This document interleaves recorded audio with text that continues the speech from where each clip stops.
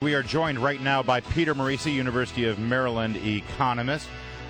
Peter, good morning. Thanks for joining us. Good morning.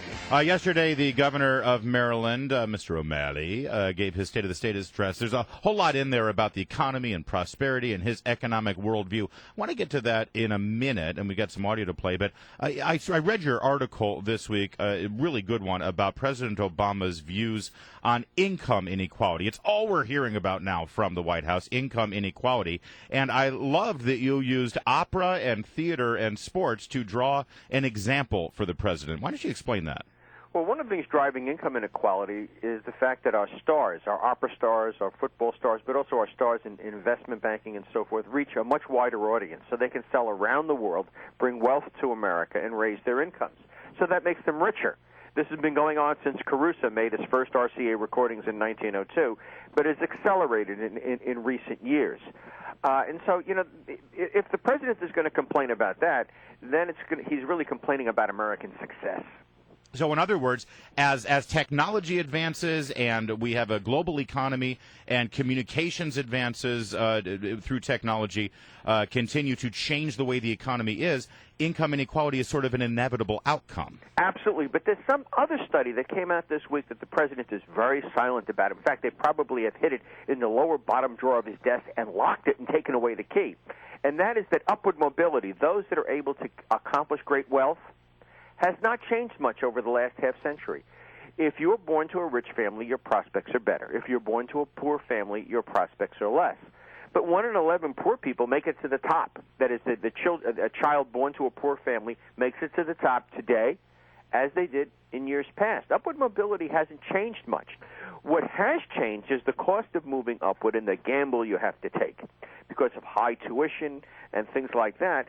And, you know, the president should take a hard look at some of his policies in that regard. If anybody's making education and success more expensive, it's the president's policies to subsidize universities so they can have hordes of professors spending their time on the radio instead of teaching classes. All right, hold on a second. I want to talk about O'Malley because, you know, lame duck governor. I love the fact that we can call O'Malley a lame duck. Lame duck Governor Martin O'Malley has given his State of the State address, and here's one of the things that he threw out during that gem of a speech. Prosperity doesn't trickle down from the top, and it never has. It's built from the middle out, and it's built from the middle up. All right, so what do you think about that? That's just polemical nonsense. It sounds good. It's kind of like Obama's recent speeches about creating jobs, but it's absolute nonsense. You're asking me, it's like discrediting the negative.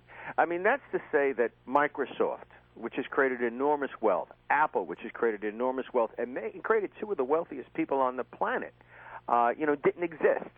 The reality is prosperity is created by creative people at all levels, and all I can say is that if Mr. O'Malley really believes that, then he ought to call his buddy Barack up in the White House and say, Mr. President, please stop punching the middle class in the belly by jacking their health care costs out of sight so they can't afford to create any other prosperity. You know, they are creating prosperity in the middle. They're creating prosperity for physicians' assistants. And health insurance bureaucrats. Yeah. Here's more from Martin O'Malley.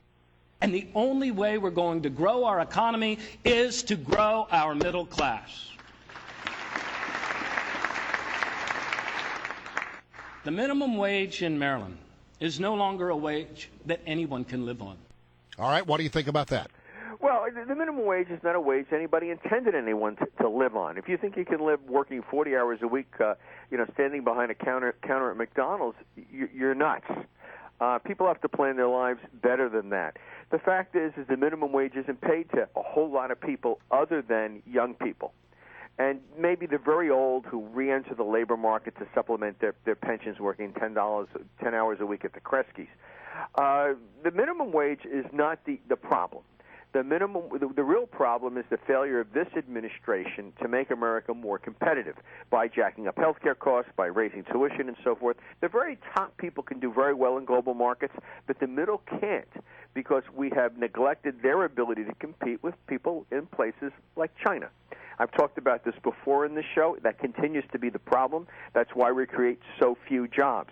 If he's worried about the middle, then he should ask Mr. Obama, why are we creating so few jobs? You know, in France, where they had the most left-wing president in the industrialized world, after 2 years of the kinds of policies that Mr. O'Malley advocates, and it's only been trumped by the new mayor of New York, he says, this doesn't work. And he's adopted Reagan-style supply-side economics. If they want to see how the left wing can generate prosperity, if they want to see how progressives should behave, they should go to the moral center of progressivism and liberalism.